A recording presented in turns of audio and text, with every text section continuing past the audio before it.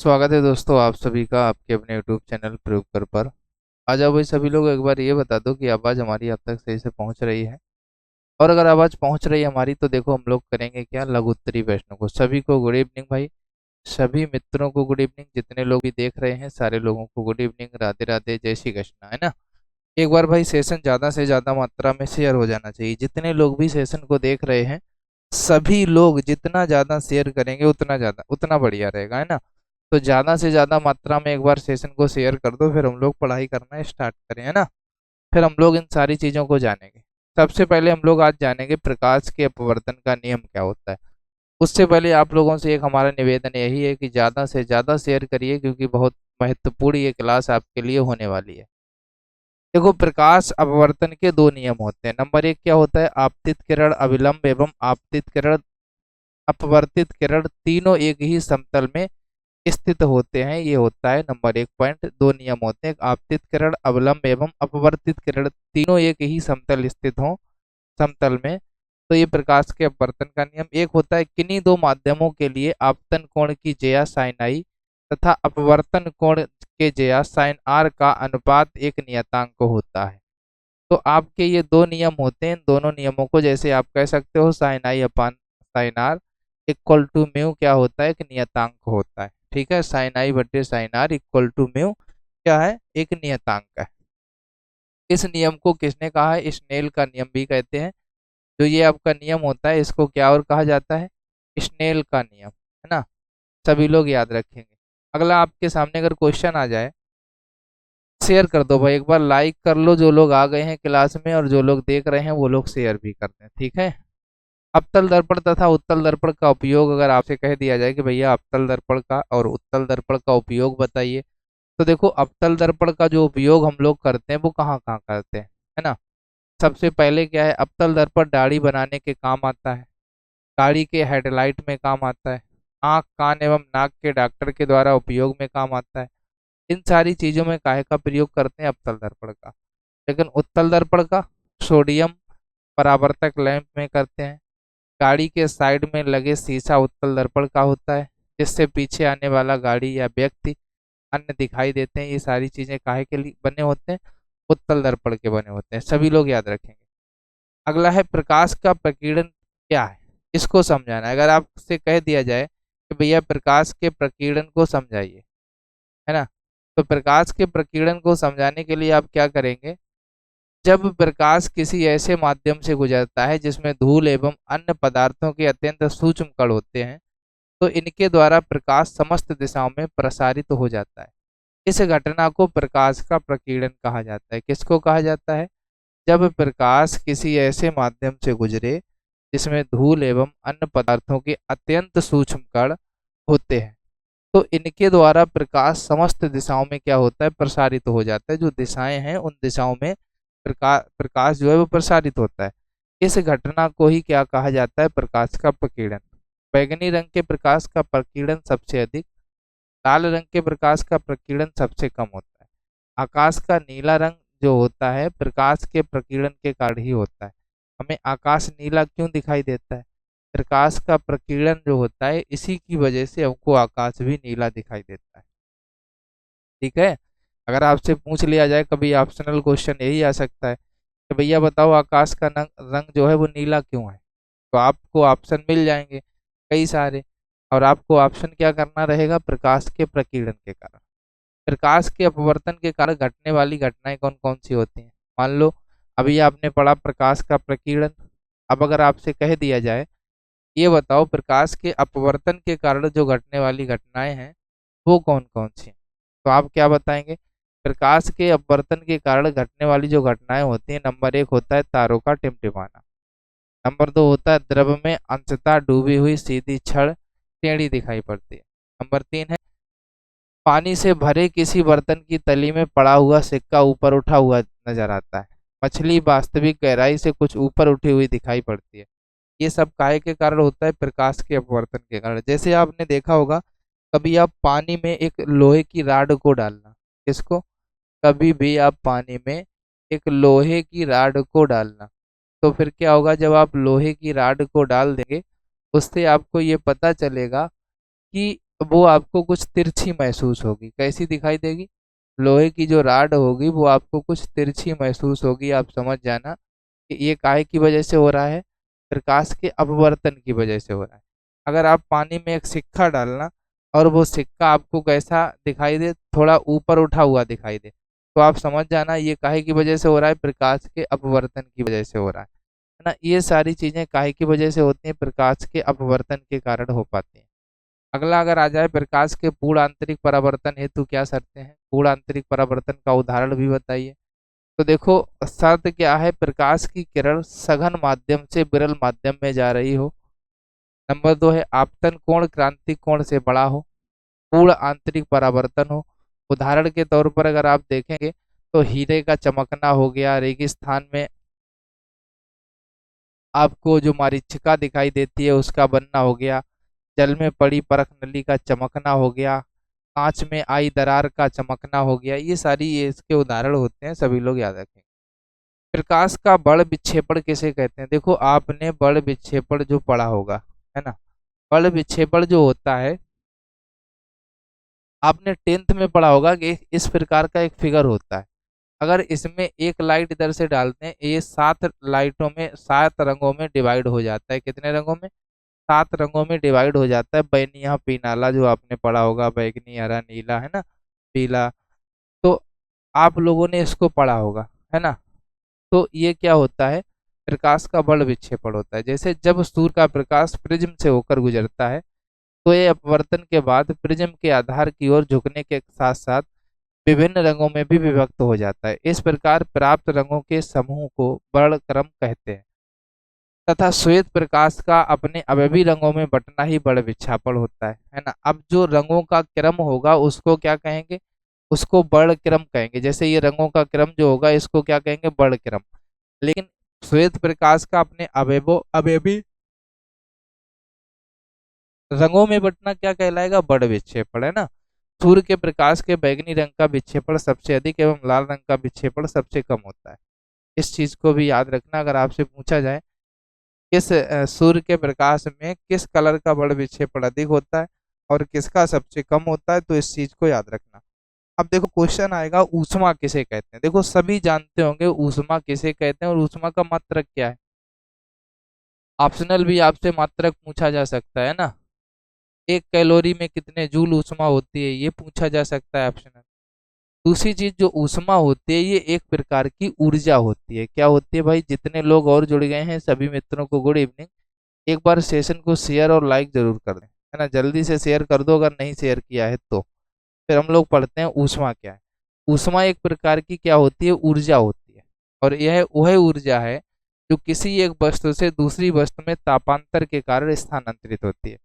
किसी वस्तु में निहित ऊष्मा उस वस्तु के द्रव्यमान पर निर्भर करती है। ऊष्मा का मात्रक जूल होता है। 1 कैलोरी में इतने जूल ऊष्मा होती है, 4.186। सभी लोग याद रखेंगे। 1 कैलोरी से आप क्या समझते हैं? देखो, 1 ग्राम जल का ताप 1 डिग्री सेल्सियस बढ़ाने के लिए आवश्यकता ऊष्मा की मात्रा को 1 कैलोरी कहा जाता है। जैसे 1 ग्राम जल का टेम्परेचर अगर आपको 1 डिग्री सेंटीग्रेड बढ़ाना है तो इसके लिए जो आवश्यक ऊष्मा की हमको आवश्यकता पड़ती है उसी को 1 कैलोरी कहा जाता है। ठीक है। और 1 कैलोरी बराबर अभी आपको ऊपर भी बता के आए 4.186 होता है। अगला क्वेश्चन आ जाए कि भैया ये बताओ ताप किसे कहा जाता है। तो देखो, ताप क्या होता है? एक भौतिक कारक है जो एक वस्तु से दूसरी वस्तु में ऊष्मीय ऊर्जा के प्रवाह की दिशा निश्चित करता है। अर्थात जिस कारण से ऊर्जा का स्थानांतरण होता है उसे ताप कहा जाता है। ताप मापन तापमापी नामक यंत्र से नापा जाता है ना। तो आप सभी लोग ये भी याद रखना, ताप काय के द्वारा मापा जाता है? तो तापमापी नामक यंत्र द्वारा मापा जाता है ना। और ये होता क्या है? जिस कारण से ऊर्जा का स्थानांतरण हो उसी को हम लोग ताप कहते हैं। ठीक है। ताप मापने के पैमाने क्या क्या हैं, इनका आपस में क्या संबंध है? देखो, ताप मापने के लिए एक सेल्सियस पैमाना है, एक फ़ारेनहाइट पैमाना है, एक रोमर पैमाना है, एक केल्विन पैमाना। भाई ताप को हम सेल्सियस डिग्री सेल्सियस में भी माप सकते हैं, ताप को हम डिग्री फ़ारेनहाइट में भी माप सकते हैं, ताप को हम रोमर पैमाने पर भी नाप सकते हैं और ताप को हम केल्विन में भी माप सकते हैं। इसके बीच में जो संबंध है C minus 0/100 equal to F minus 32/180 equal to F minus 0/80 equal to K minus 273/100। ये इसका क्या होता है, ये इसका संबंध होता है। अगर आपको कहीं लिखने को आ जाए आपस में संबंध, तो आप इसको लिखेंगे। इस चीज को आप सभी लोग याद कर लीजिए। और किस किस में मापा जाता है, अगर ये पूछ लिया जाए तो यहाँ तक तो सभी को पता था कि सेल्सियस में मापा जाता है, फ़ारेनहाइट में भी पता था, कई लोगों को केल्विन में भी पता होगा, लेकिन रोमर पैमाना शायद ना पता होगा। तो आप लोग इसको याद रखना, क्योंकि और जो चीज़ें पता है वो तो पता है ही, जो नहीं पता है उसको तो याद ही रखना है। अगला है परम शून्य ताप किसे कहा जाता है। देखो, किसी भी वस्तु का ताप -273 डिग्री सेंटीग्रेड से कम नहीं हो सकता, इसे परम शून्य ताप कहा जाता है। केल्विन पैमाने पर जीरो के लिखते हैं, अर्थात जीरो के equal to -273 degree Celsius, 0 degree Celsius equal to 273 Kelvin. ठीक है, तो आप इस चीज को याद रखना कि अगर 0 डिग्री सेल्सियस से केल्विन में जाए तो 273 हो जाएगा। 0 केल्विन की बात करें तो डिग्री सेल्सियस में जाएंगे तो -273 इसलिए बचेगा क्योंकि 273 घटाते हैं। अब जीरो से तो घट नहीं पाएगा, जब जीरो से हम इस तरीके से घटाएंगे तो -273 ही डिग्री सेल्सियस ही बचेगा, सीधी सी बात है। पर यहाँ ऐसा हो जाएगा, है ना। इस चीज को याद रखना, यहाँ यहाँ पर जोड़ा जाता है, तो जब जीरो में 273 जोड़ेंगे तो 273 ही बचेगा, केल्विन में आ जाएगा। बात समझ में आई। अगला क्या है, विशिष्ट ऊष्मा क्या है, मात्रक बताइए। देखो, किसी पदार्थ की विशिष्ट ऊष्मा ऊष्मा की वह मात्रा होती है जो उस पदार्थ के एकांक द्रव्यमान में एकांक ताप वृद्धि उत्पन्न करती है। इसे प्रायः C से व्यक्त करते हैं। मात्रक इसका होता है जूल किलोग्राम इनवर्स और केल्विन इनवर्स, है ना। आप सभी लोग याद रखना, जूल किलोग्राम इनवर्स होता है और आपका केल्विन इनवर्स होता है। तो इस चीज को याद रखना। हो सकता है कभी ऐसा ना लिखा मिले, इस तरीके से लिखा मिले, तो गलती बिल्कुल ना करना। Joule kilogram inverse, kelvin inverse. बात समझ में आई। इसको हो सकता है ऐसा ना लिखा मिले, कभी ऐसा लिखा मिल जाए, जूल प्रति किलोग्राम केल्विन। हो सकता है आपको ऐसा लिखा मिल जाए, तब भी आप समझ लेना कि हमारा एक ही बात लिखा है। क्योंकि अगर किलोग्राम को ऊपर लाएंगे तो इनवर्स में जाएगा, केल्विन को ऊपर लाएंगे तो माइनस में पावर 1 में ही जाएगा। बात समझ में। तो जरूरी नहीं है कि ऐसा ही लिखा मिले, हो सकता है इस तरीके से मिले, हो सकता है जूल प्रति किलोग्राम केल्विन लिखा मिल जाए। तो आप ये ना समझ लेना कि गलत हो जाएगा, गलत बिल्कुल नहीं होगा, आंसर सही हो जाएगा। अगला है ऊष्मा का संचरण क्या है, इसकी कितनी विधियां हैं। देखो, ऊष्मा के अगर संचरण की हम लोग बात करें तो ये एक स्थान से दूसरे स्थान तक जाने को ऊष्मा का संचरण कहा जाता है। इसकी 3 विधियां, एक चालन है, संवहन है, विकिरण है। हम जैसे आपको ऊष्मा एक स्थान से दूसरे स्थान पर कैसे जाती है, जैसे मान लो आप कोई लोहे की राड लेना, उसको आग में रखना। जितना आग में लोहे लोहे की राड को रखेंगे उतना तो गर्म हो जाएगा, लेकिन जितना बाहर होगा उसको गर्म होने में कैसे गर्म होगा, धीरे धीरे बाहर आएगा, धीरे धीरे चलेगा, धीरे धीरे। पहले आग से, आग के पास में जो लोहा होगा वहां गर्म होगा, फिर उससे थोड़ा हटके गर्म होगा, फिर उससे थोड़ा हटके गर्म होगा। एक समय आएगा कि पूरी राड गर्म हो जाएगी। तो ये क्या होता है, ऊष्मा एक स्थान से दूसरे स्थान पर तक जाने को ही क्या कहा जाता है, ऊष्मा का संचरण। और इसको कितने प्रकार में रखा गया है, 3 प्रकार में। एक चालन विधि से होता है संचरण, एक संवहन से, एक विकिरण से। अब समझेंगे चालन को। चालन के द्वारा ऊष्मा पदार्थ में एक स्थान से दूसरे स्थान तक पदार्थ के कणों को अपने स्थान का परिवर्तन किए बिना पहुंचती है। जैसे ठोस में ऊष्मा का संचरण चालन विधि से होता है। इसका मतलब क्या हुआ, जैसे आपने कोई ठोस वस्तु ली, उसमें क्या होता है, जो भाई कोई भी चीज होती है छोटे छोटे कणों से मिलकर ही बनती है, कोई चीज है ना, ठोस कोई चीज होगी, ऐसा तो है नहीं। अगर इस चीज को आप मान लो, ये आप लोहे की सरिया ले लें और इसको घिसें, घिसना स्टार्ट कर दें, या हम मानते हैं कि ये जैसे सरिया होती है, हम आरी से जैसे मान लो 2 खंड करने हैं, यहाँ से 2 खंड करते हैं, तो क्या होता है, छोटे छोटे कण नीचे घिस घिस के गिरते हैं। तो होता क्या है, छोटे छोटे कणों से मिलकर ही तो बनती है ना। आगे चलो, संवहन क्या होता है। इस विधि में ऊष्मा का संचरण पदार्थ के कणों के स्थानांतरण के द्वारा होता है। इस प्रकार पदार्थ के कणों के स्थानांतरण से कई धाराएं बहती हैं, जिन्हें संवहन धाराएं कहते हैं। गैसों तथा द्रवों में ऊष्मा का संचरण संवहन द्वारा ही होता है। वायुमंडल संवहन विधि द्वारा ही गर्म होता है। जो हमारा वायुमंडल गर्म है, गर्म होता है वायुमंडल, तो ये किससे होता है, संवहन विधि से ही ये वायुमंडल हमारा जो है वो गर्म होता है। विकिरण क्या होता है? इस विधि में ऊष्मा का संचरण बिना किसी माध्यम से एक वस्तु से दूसरी वस्तु में होता है। जो हमारा विकिरण है, इस विधि में ऊष्मा का जो संचरण होता है वो बिना किसी माध्यम से एक वस्तु से दूसरी वस्तु में होता है। ठीक है भाई। आगे चलो भाई, प्रकाश क्या है? निर्वात में प्रकाश की चाल क्या होती है? देखो भाई, प्रकाश एक प्रकार की ऊर्जा होती है जो विद्युत चुंबकीय तरंगों के रूप में संचारित होती है। प्रकाश की तरंग दैर्घ्य 3900 एंगस्ट्रॉम से 7800 एंगस्ट्रॉम के मध्य होती है। निर्वात में प्रकाश की चाल 3 × 10⁸ मीटर पर सेकेंड होती है। अगर आपसे कभी पूछ लिया जाए, और पूछा जा भी सकता है ऑप्शनल, कि निर्वात में जो प्रकाश की चाल है वो कितनी होती है, तो 3 × 10⁸ मीटर पर सेकेंड होती है। प्रकाश का तरंग दैर्घ्य कितने से कितना होता है, तो 3900 एंगस्ट्रॉम से 7800 एंगस्ट्रॉम के मध्य होता है। तो इन दोनों पॉइंटों को आप नोटिस कर लेना दिमाग में, कि ये आपसे ऑप्शनल भी पूछे जा सकते हैं। ठीक है। दाब क्या है? इसका सूत्र तथा मात्रक। भाई, एकांक क्षेत्रफल लगने वाले अविलंबवत बल को क्या कहते हैं? दाब कहते हैं। दाब कैसा होता है? जैसे आप किसी चीज पे मान लो कोई चीज है ना, मान लो इसके ऊपर अगर आप दाब डाल रहे हैं ऊपर से, तो ये क्या होता है? एकांक क्षेत्रफल लगने वाले अविलंबवत बल जो होता है उसको क्या कहा जाता है? दाब कहा जाता है। दाब क्या होता है? बल बटे क्षेत्रफल। बल का प्रयोग किया किसी क्षेत्र निश्चित क्षेत्रफल पर, तो इसका क्या होता है? बल बटे क्षेत्रफल। बल को एफ से करते हैं। फोर्स मतलब बल, प्रेशर मतलब दाब, क्षेत्रफल मतलब एरिया। तो P बराबर एफ अपान क्या हो गया? ए। ये फार्मूला होता है। अब देखो, एफ क्या होता है? बल का मात्रक क्या होता है? न्यूटन। और एरिया का मात्रक मीटर स्क्वायर, तो न्यूटन प्रति मीटर स्क्वायर। हो सकता है कभी आपको ऐसे भी मिल जाए, न्यूटन मीटर की पावर -2, इस प्रकार भी मिल सकता है। एन एम स्क्वायर माइनस का स्क्वायर। हो सकता है आपको ऐसे मिल जाए, न्यूटन हिंदी में ही लिखा हो, मीटर -2। तो आप ये ना समझ लेना कि ये गलत है। नहीं गलत है, आपका एक ही बात है। ठीक है। आरोपित बल के परिणाम में वृद्धि एवं क्षेत्रफल में कमी होने पर दाब में वृद्धि एवं बल के परिणाम में कमी एवं क्षेत्रफल बढ़ने से दाब में कमी होती है। ठीक है, इस चीज को भी याद रखें। आगे क्या है भैया? आगे है दैनिक जीवन में दाब का प्रभाव बताइए। अगर दैनिक जीवन में दाब के प्रभाव की बात कर दी जाए तो भैया क्या होता है? नंबर एक, स्कूली बस्ते या सामान लाने के थैले में डोरी के स्थान पर चौड़े पट्टे के प्रयोग से उसे ले जाने में आसानी होती है। जैसा कि आपने देखा होगा, जब हम लोग बस्ता लाते हैं तो थैले में डोरी अगर आप बांध लेंगे तो आपको दिक्कत लगेगा, लगेगा ना। मान लो आप स्कूल के या कोई वजनदार चीज हो, आप उसको रस्सी से लटकाएं तो दिक्कत होगा। अगर आप उसको पट्टे से लटका लेंगे तो आपको दिक्कत नहीं होगा, कम दिक्कत होगा। दफ्ती में नुकीली पिन से छेद करना सरल होता है।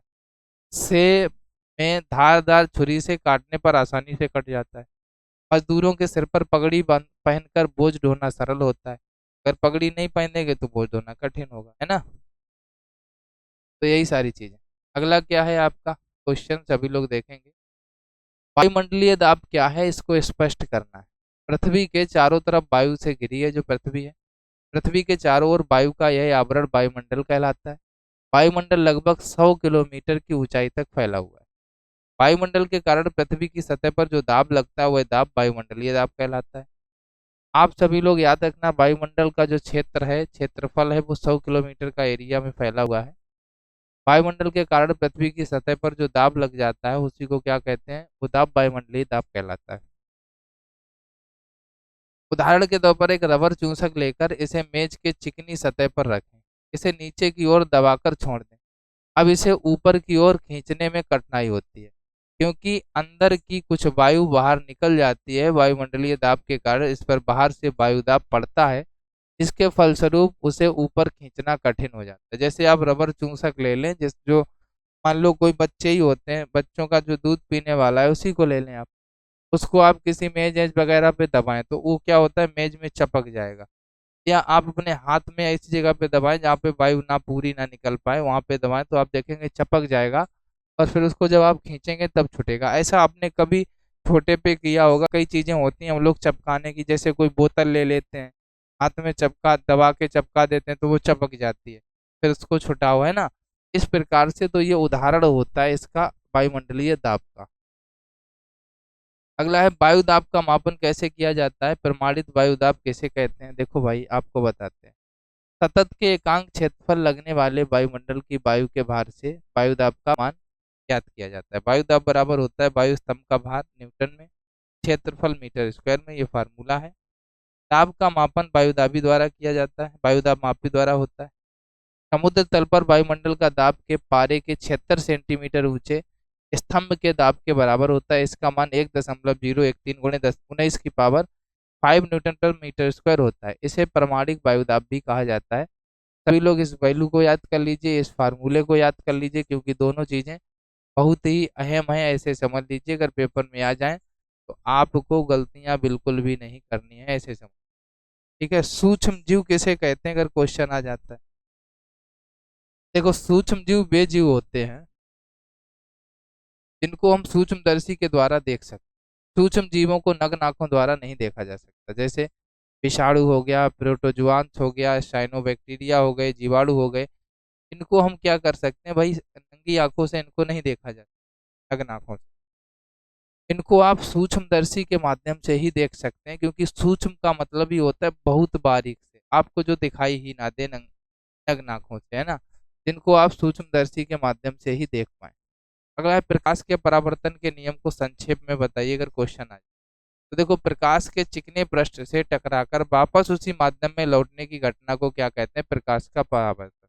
मान लो कोई प्रकाश का चिकना पृष्ठ है, उसमें कोई चीज आपने डाली और वापस उसी माध्यम में वापस हो जाए, तो वो क्या होता है, प्रकाश का परावर्तन होता है। दो नियम होते हैं इसके, आपतित किरण आपतन बिंदु पर अवलंब तथा परावर्तित किरण एक ही तल में होते हैं।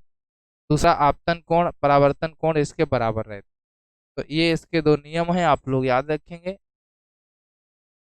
पूछा जाए प्रकाश का अपवर्तन समझाना। भाई, प्रकाश की किरणों एक माध्यम से दूसरे माध्यम में प्रवेश करती हैं, तो दोनों माध्यमों को पृथक करने वाले तल पर अवलंबवत आपतित होने पर बिना मुड़े सीधे निकल जाती हैं, परंतु तिरछी आपतित होने पर वे अपनी मूल दिशा में विचलित हो जाती हैं।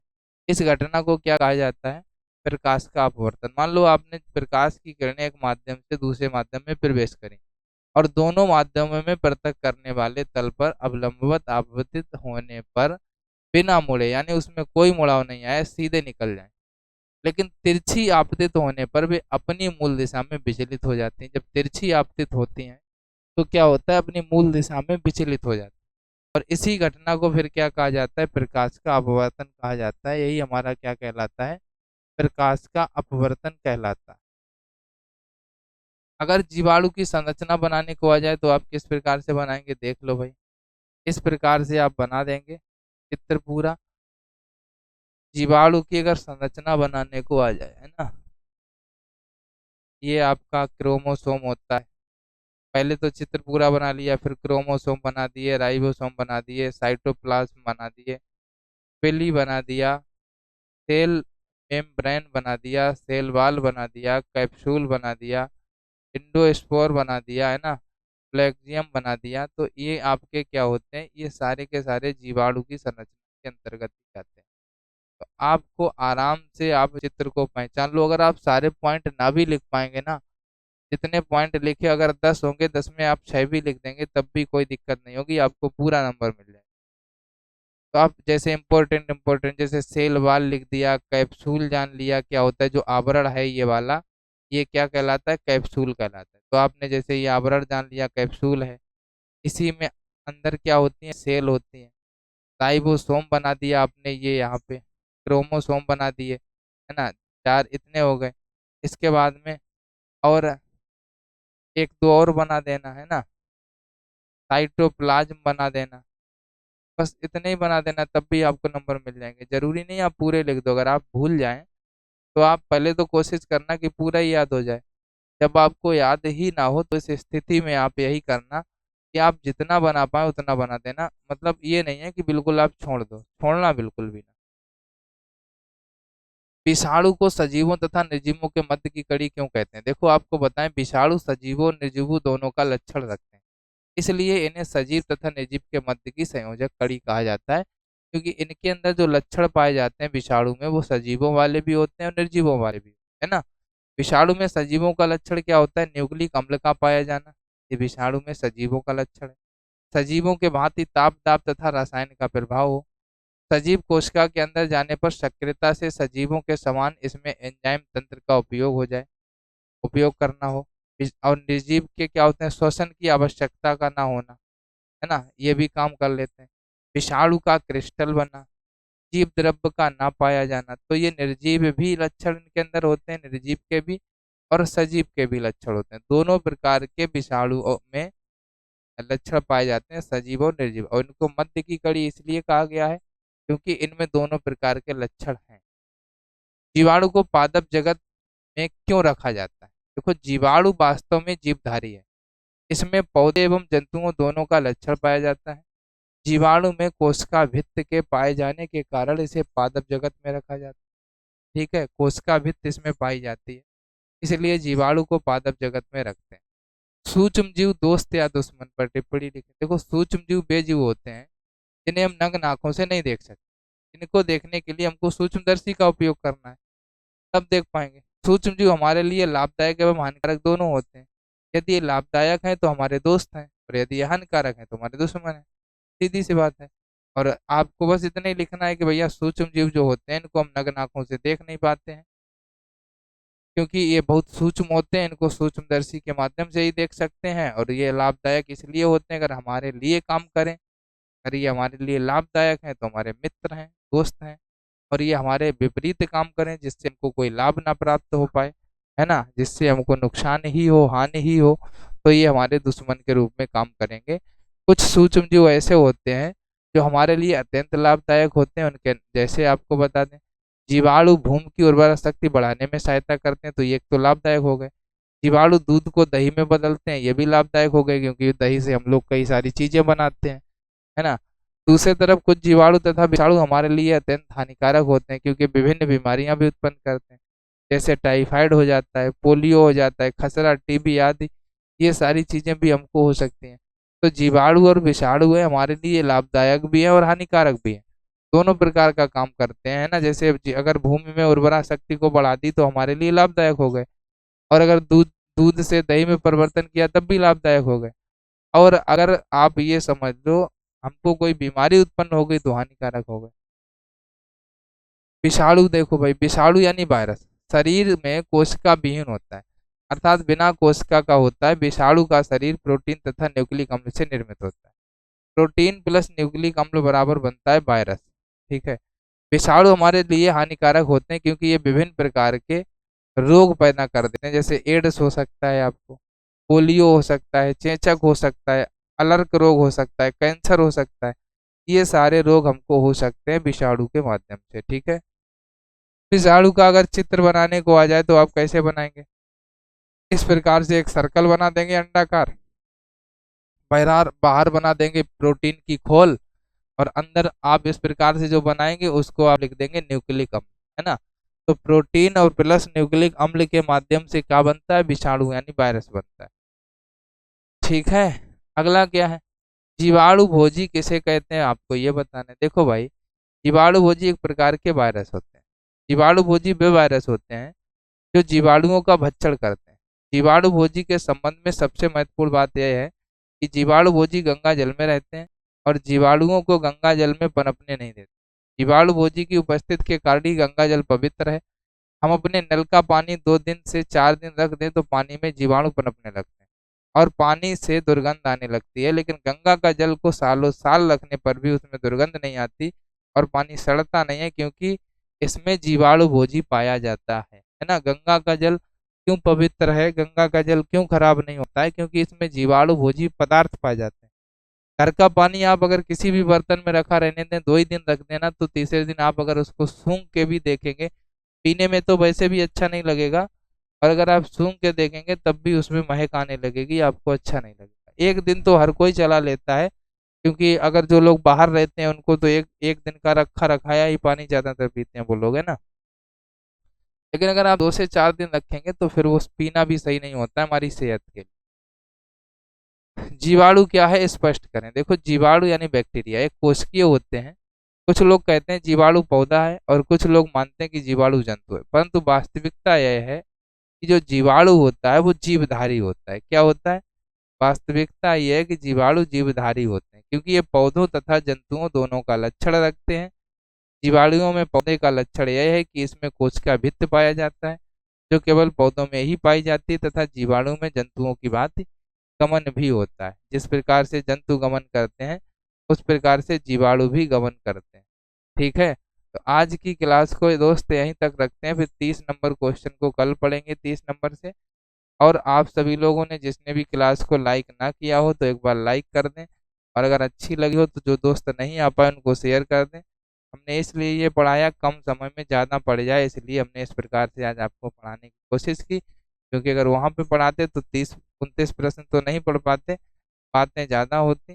तो हमारा भी मन था कि अभी पढ़ा दिया जाए, क्योंकि सर दर्द हो ही रहा है, सभी को पता ही है। तो हमने इसीलिए अभी से बढ़ा दिया, तो उतनी जल्दी आराम करेंगे, है ना। 10 बजे तक जगना नहीं पड़ेगा, खाना भी अभी बनाना है तो तुरंत अब बना लेंगे। चलिए भाई, शेयर कर देना, लाइक कर देना, मिलते हैं नेक्स्ट क्लास में, तब तक के लिए जय हिंद, वंदे मातरम।